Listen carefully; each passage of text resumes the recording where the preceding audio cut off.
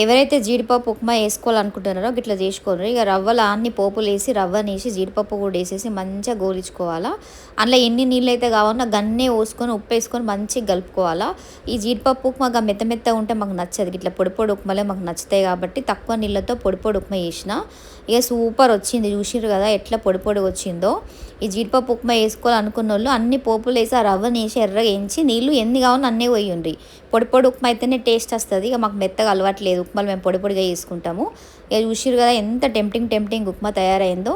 ఇక విహాన్ గాడికి అయితే జీడిపప్పు ఉప్మా చేసిన. ఇక నాకైతే నేను రాగి జావ చేసుకున్నా. చూసిర్రు కదా యాజ్ యూజువల్ నేను ఇక రాగి జావనే తాగుతున్నా. వాళ్ళైతే ఈ వీడియో నచ్చిందో వాళ్ళు లైక్ చేయండి, షేర్ చేయండి, సబ్స్క్రైబ్ చేయండి. నా మార్నింగ్ బ్రేక్ఫాస్ట్ జీడిపప్పు ఉప్మా అండ్ రాగి జావా హెల్దీ బ్రేక్ఫాస్ట్ అనేది చెప్పొచ్చు కదా. తక్కువ ఆయిల్తో ఈ పొడి పొడి ఉప్మాని చేసుకోండి, అందరు ఎంజాయ్ చేయండి.